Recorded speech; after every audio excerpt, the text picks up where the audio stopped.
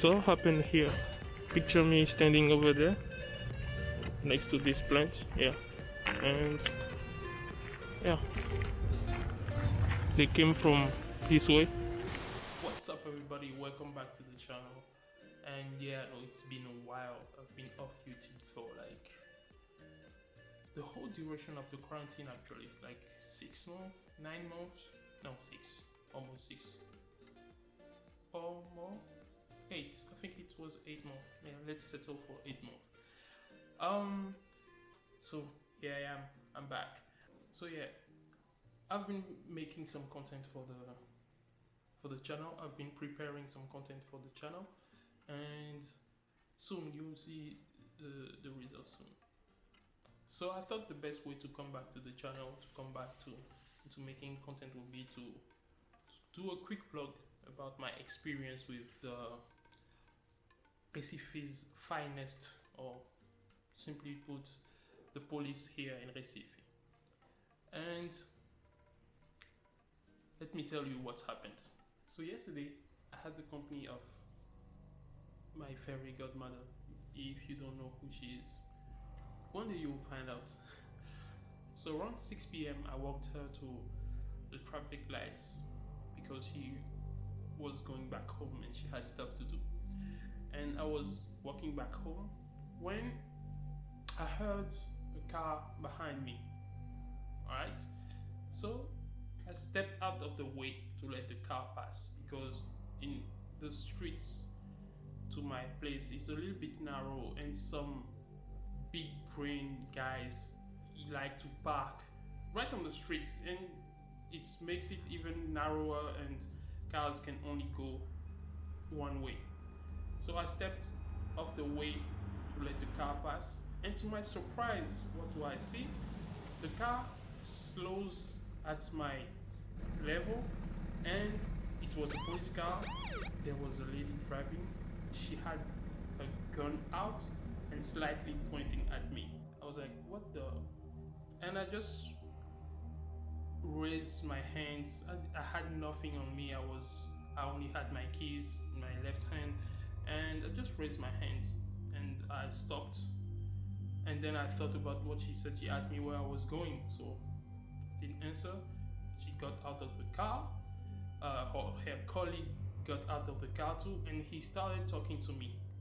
He asked me where I was going, and I told him I was going there because I was like 2 meters, 3 meters from my building, you know. So I was like, okay, and he patted me down like real quick, and he asked me if I was a student. I said yes, if I was a foreigner, and I said yes. And he said, oh, okay, cool. And he asked me where I was from, stuff like that, and like the whole thing lasted maybe for 3-4 minutes, and then he told me I could just go back home, and that's what I did. I was walking into the building when they were talking, and I thought they were talking to me. I stopped. I asked if there's something. They said no, I could just go on my way, and that's what I did. I started thinking, this is a little bit fucked up though. So I can understand. My neighborhood is kind of calm at night. Nothing happens, and there were cases of people being robbed. I witnessed someone getting robbed like 200 meters from here. Okay, I can understand that they have to patrol and stuff like that. The fact that they stopped me, I guess it's because I'm black, and being black in Brazil is not easy at all. But pointing her gun at me, why? Like, why? There were 2 cars. That's something I didn't mention. There were 2 cars. The car with that woman, her colleague, and another car behind. So if you are like in a convoy of 2 cars, like that means 4 people, 4 armed policemen. Why do you feel the need to take your gun out to stop one guy? Like one guy. I can't understand that. So, and that's all I've got. I don't look like John Wick, and even I don't think John Wick could have been able to take down 4 policemen by himself, like right there, just with his keys. So it's kind of weird, the whole thing, because they saw me from behind, so it must be like she must be a rookie. That's what I think, because her colleague, the guy who patted me down, I could feel like he really quickly saw that I was a foreigner. I would say being a foreigner is simpler. When you're black and you're a foreigner, it's simpler because they have more beef with Afro-Brazilian. So he really quickly felt that I was a foreigner, and I don't think they want some kind of trouble with diplomacy and these kind of things. So he really quickly told me I could go my way. And yeah, that's why I think she's a rookie. I've had interaction, not really interaction, but I've crossed paths with policemen before in a lot of situations, and that was the first time I was being stopped. She's a rookie.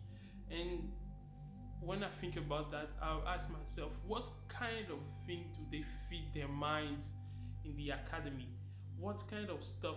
Because that's the base for how they are going to interact with people outside the academy when they are doing what they're supposed to do to protect and serve.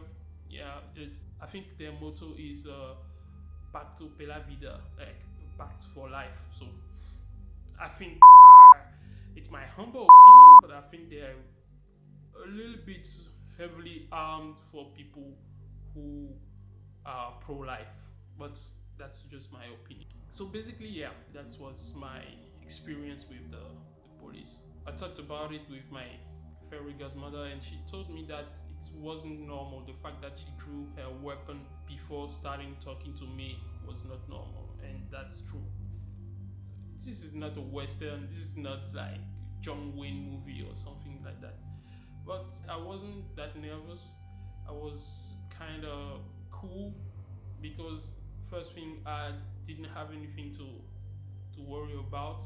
Seeing the gun was a little bit unnerving, but I also noticed that she didn't have her finger on the trigger but on the side of the weapon. It was really clear because she had her weapon on the side. She was not pointing it at me with her finger on the trigger, but she had it on the side, slightly pointed towards me. So I think it was, in my mind, it wasn't that dangerous of a situation. I was calm, and I think it's the best thing to do in this kind of situation is to comply, stay calm, comply to what they have to say. I still think that it's better having this kind of encounter with the police than with some bandits, with some muggers, because the police, you comply and you have more chances to get out of there alive. But with bandits, even if you comply, it's a 50-50% because it all depends on the guy's state of mind at the time. As for me, as a foreigner, I don't feel like it's not an oppressing situation, because like I said, it went really quick. As soon as they noticed I am a foreigner, it went by real quick. They let me go. They didn't check any papers, anything, because they could tell. I think they could tell by my accent, and maybe the colleague had experience with foreigners, or he knew what he was doing. But the thing is, this morning, for example, I went out to do some errand and stuff, and I started noticing a lot of police cars. This is the kind of thing that is f***ed up. Imagine you're an Afro-Brazilian and you have to leave this kind of situation every now and then. You're going to feel oppressed. This is not about what your conscience tells you, what you have done or you haven't done. You're going to feel oppressed because you are going to see these things everywhere. They are everywhere for the security and stuff. But if you're going to be stopped and frisked every time just because of the shade of your skin. This is not the life. This is not the life. Well, anyway, so yeah, that was my experience, my first stop and frisk, and it went well. I wish it didn't happen, but it went well, and I hope it doesn't happen anymore. Yeah, basically that's that. So stay tuned for more content coming to the channel. Stay tuned for more histories, more interesting things coming. I've been working on a lot of things. I've been thinking about a lot of things. I've been putting some new ideas together, and I've been really lazy too. So, but it's coming. It's coming. Okay, don't worry, it's coming. So, see you on the next one.